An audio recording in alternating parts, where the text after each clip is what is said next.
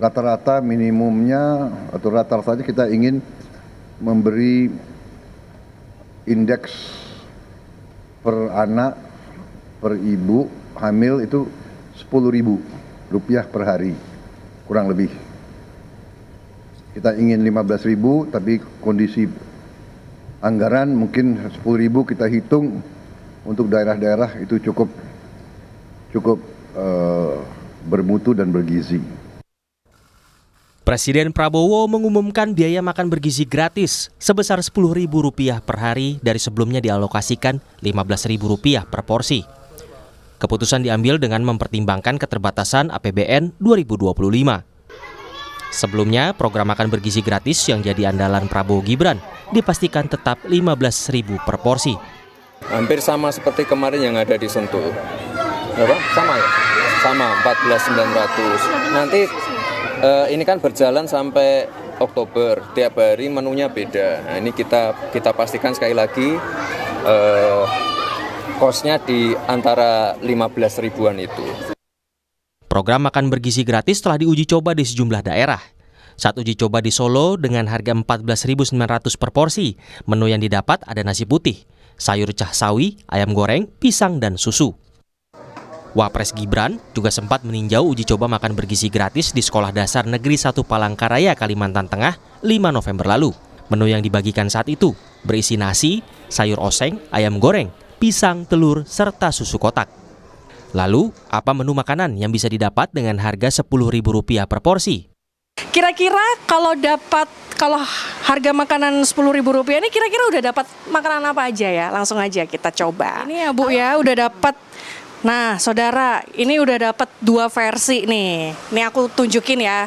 Jadi kalau misalkan makan di warung, ini bisa dapat sayur, sambal, sama tahu, begitu. Nah, tapi kalau misalkan versi satunya lagi, seperti ini juga bisa kalau pakai kentang, cuman nggak dikasih sayur sama ibunya. Jadi ini sudah pas 10.000 dengan tahunya. Jika di Jakarta Rp10.000 hanya mendapat nasi putih, sayur, dan tempe atau tahu, bagaimana di daerah Indonesia bagian tengah dan timur? Sekarang saya sedang berada di Kota Makassar. Dengan uang Rp10.000 ini kira-kira saya bisa dapat apa aja untuk makan siang? Ikuti saya yuk, kita tanya-tanya langsung. Ya saudara, ini merupakan menu makan siang saya. Kalau di Kota Makassar Rp10.000 kita sudah dapat paket komplit. Ini ada nasi, tentu saja sebagai sumber karbohidrat. Terus kemudian juga ada sayur-sayuran untuk sumber segala macam vitamin. Dan juga ada tempe dan telur untuk protein. Rp10.000 di Kota Makassar sudah komplit. Bagaimana dengan di Sorong, Papua Barat? Nah saudara, saat ini saya sudah berada di salah satu warteg di Sorong, Papua Barat Daya. Kita akan melihat seporsi makanan dengan uang Rp10.000. Apakah seporsi makanan ini sudah memenuhi gizi anak atau tidak?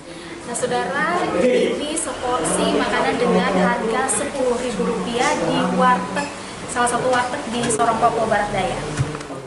Menurut peneliti senior Indef, meski anggaran diturunkan menjadi Rp10.000 per porsi, tak akan cukup memenuhi target makan bergizi gratis.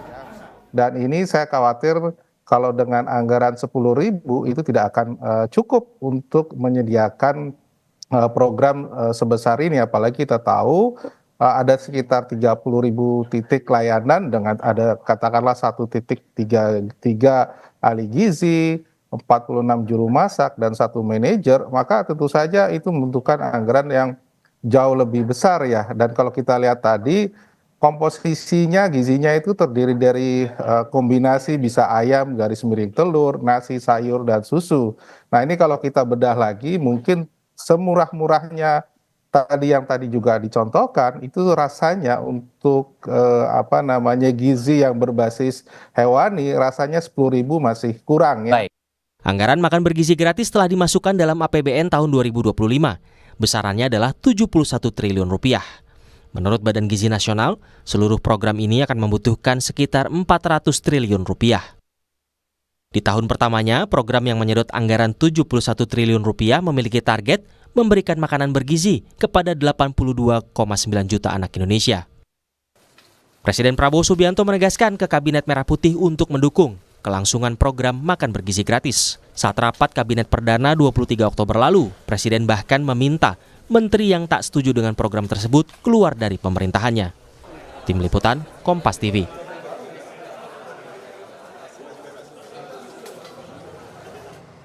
Lalu bagaimana memastikan makan bergizi gratis yang kini dipatok Rp10.000 per porsi layak dan memenuhi kebutuhan gizi anak-anak hingga ibu hamil?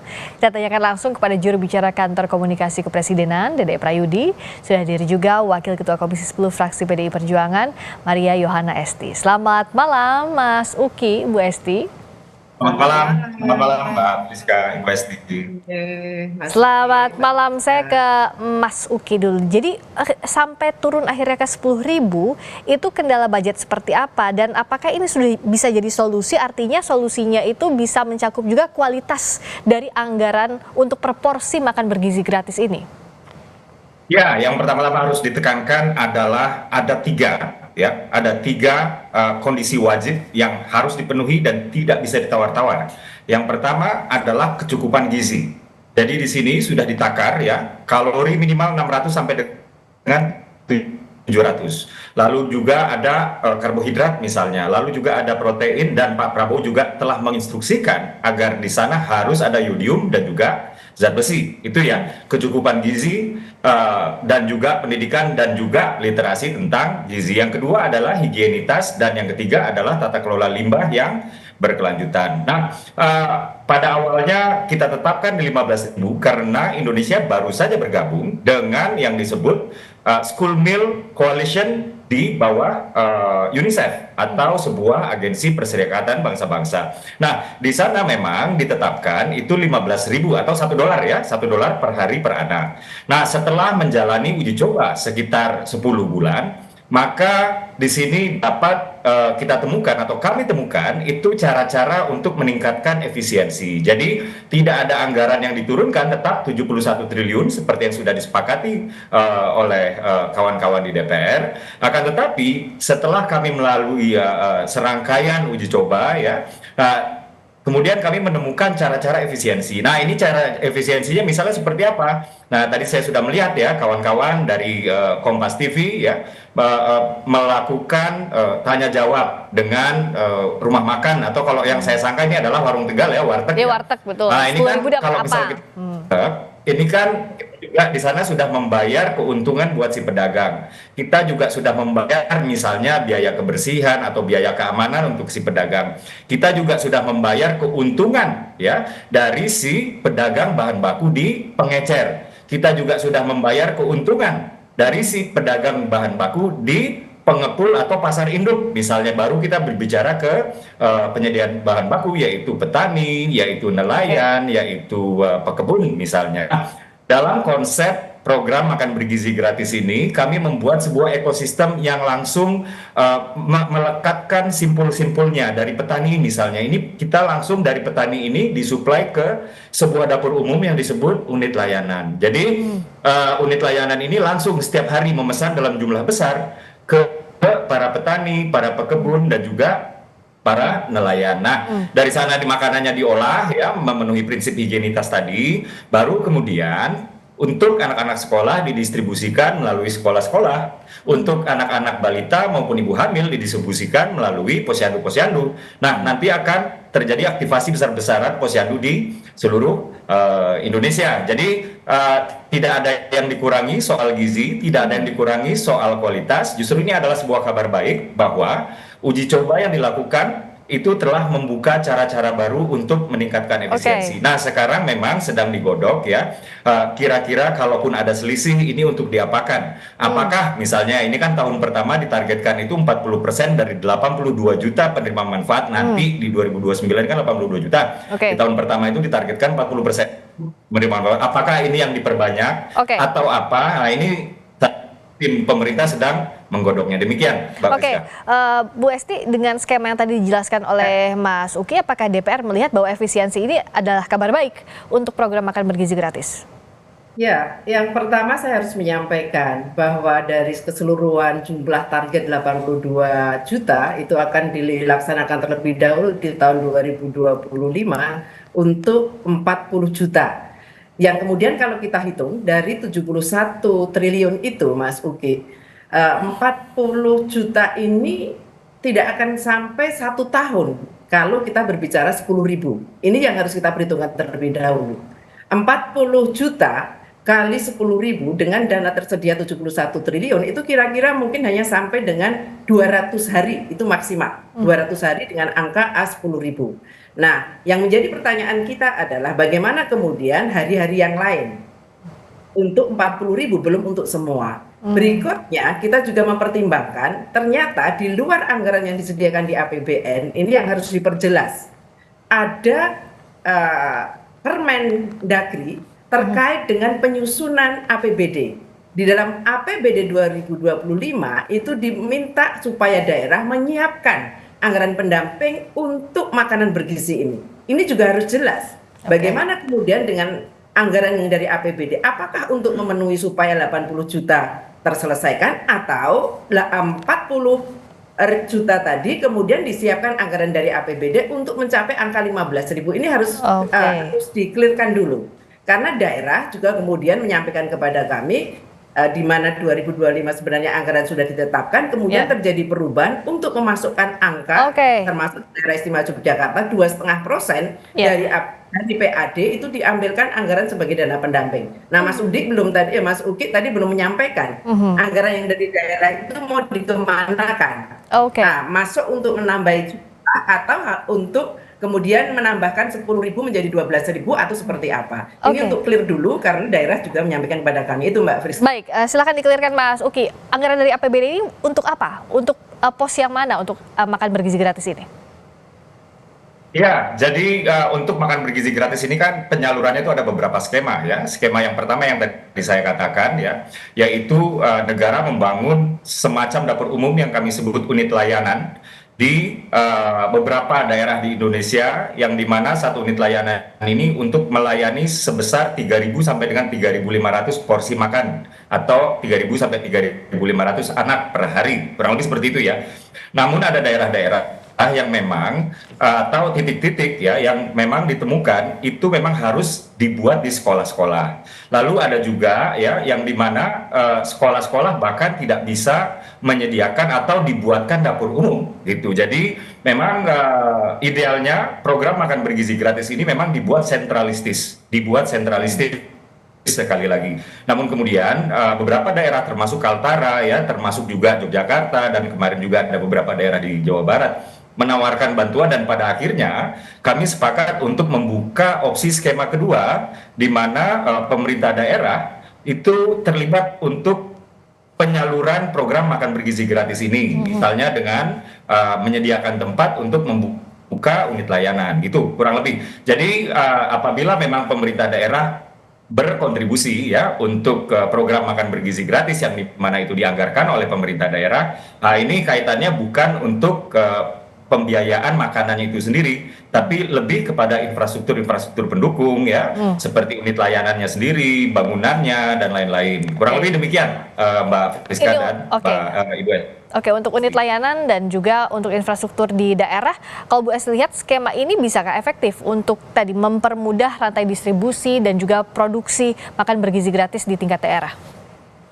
Ya, jadi bagi daerah-daerah yang secara fiskal sudah memenuhi atau bisa menyediakan anggaran itu, saya kira memang itu akan memudahkan di dalam proses penyediaan untuk makan bergizi bermutu yang 10.000 tadi. Meskipun saya harus menyampaikan ini program baik, yang kita mengetahui soal stunting, soal wasting itu juga terkendala karena persoalan gizi. Dan ini adalah inisiatif pemerintah yang perlu kita dukung. Persoalannya adalah seperti yang disampaikan oleh Mas Uki tadi, apa yang kemudian bisa kita lakukan supaya di dalam memberikan pelayanan terkait dengan makan siang gratis ini atau makan gratis ini akan bisa dilakukan dengan baik. Keterlibatan pemerintah daerah sejauh mana, seperti apa, itu harus jelas. Jadi nanti kalau Januari ini mulai, ini sudah bisa dilakukan secara di berbagai wilayah. Kalau saya sih mengusulkan ada beberapa wilayah yang memang sangat butuh. Di situ kita akan mengetahui peta bagaimana soal stunting yang tinggi di mana, kemudian soal angka kemiskinan yang tinggi di mana. Saya berharap justru itulah yang menjadi titik poin kita, bukan kemudian kepada daerah yang mampu menyediakan anggaran pendamping. Tetapi prinsipnya kita menyetujui untuk anggaran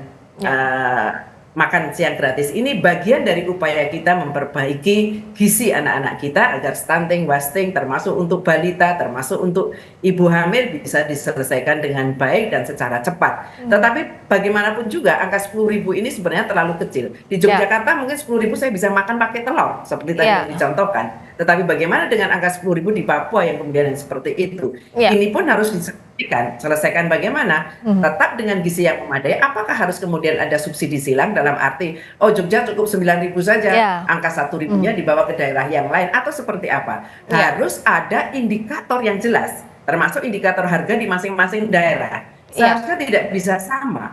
Kita bicara soal kelayaan untuk kepenuhan gizi ini seharusnya tidak bisa dipatok sama antara satu daerah dengan daerah yang lain. Saya kira ini perlu dipikirkan, Mas Uki, supaya bisa berhasil dengan baik. Karena kalau tadi seperti di Papua 10.000 hanya mendapatkan yang tidak bergizi, tentu itu tidak bisa kita biarkan. Sementara di Papua itu angka-angka putus sekolah, angka stunting mungkin cukup tinggi. Nah, ini yang harus kita perhatikan bersama. Bagaimana saling mendukung antara satu daerah dengan daerah yang lain, termasuk mungkin kalau ada suatu daerah provinsi yang mengatakan ada slot atau kuota untuk daerah 1 juta, lalu yang dari provinsi tersebut mengatakan kami tidak perlu dibantu dari pemerintah pusat karena kami sudah menyediakan anggaran yang bisa kami penuhi sendiri untuk makan siang. Subsidi silang itu ya Bu Esti ya? Sudah menjadi sebuah gotong royong sesuai nilai-nilai Pancasila yang kita maknai bersama. Bagaimana kalau itu juga kemudian diperhitungkan? Karena betul kalau hanya 10.000 sama di seluruh wilayah, ini akan menjadi kesulitan bagi kita semua untuk bisa mengatakan makanan ini adalah makanan yang bermutu dan bergizi sama untuk semua wilayah. Pasti tidak sama.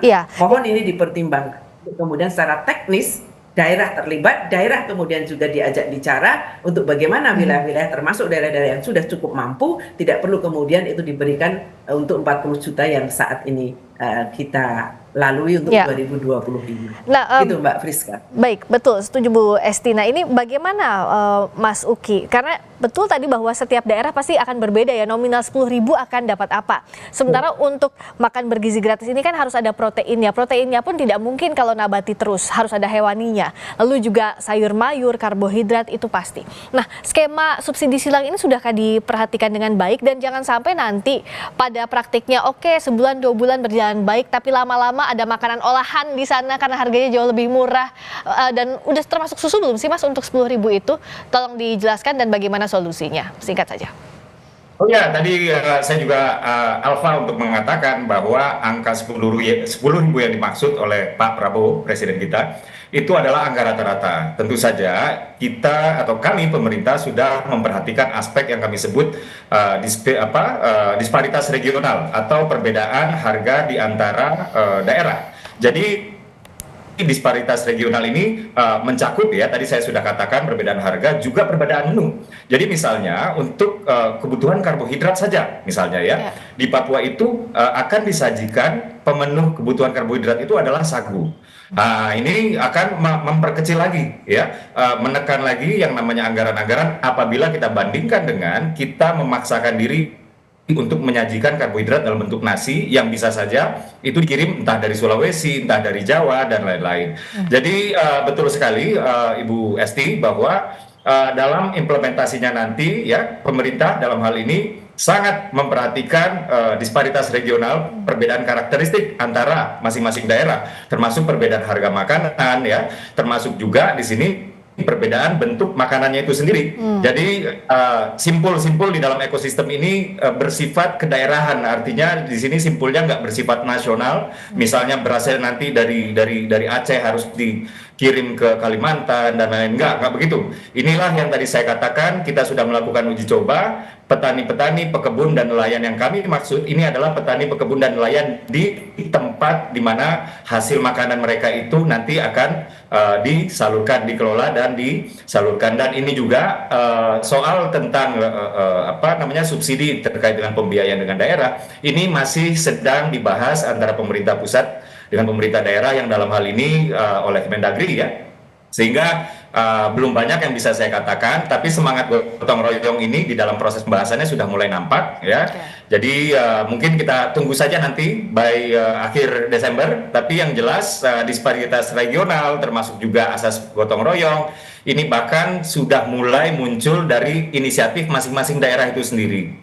Demikian, Pak Fritz. Ya, saya silakan Bu Esti. Mas Uki, terkait dengan bagaimana kita memberikan makanan sesuai dengan wilayahnya, termasuk di dalam jenis makannya, tidak harus nasi. Mungkin di sini ada sagu. Ini justru kemarin kita menghidupkan budaya kita semua di berbagai daerah, termasuk sagu, kemudian juga dari singkong dan yang lain sebagainya. Tetapi tetap ukurannya adalah ukuran gizi yang memenuhi. Saya berharap begitu, dan kemudian keterlibatan pemerintah daerah perlu diajak bicara, karena tidak semua daerah juga mempunyai kecukupan fiskal, tetapi yang terpenting adalah kita dukung sepenuhnya bagaimana kebijakan mengenai makanan gratis atau bergizi bermutu ini bisa sampai dengan baik dan bisa mengurangi beban masyarakat, khususnya mungkin besok uang sakunya ibu-ibu sudah nggak perlu kasih uang saku anak-anak karena sudah ada makan siang. Nah, itu bagian dari upaya kita mensejahterakan masyarakat. Baik, semoga praktiknya juga berjalan dengan matang, Mas Uki.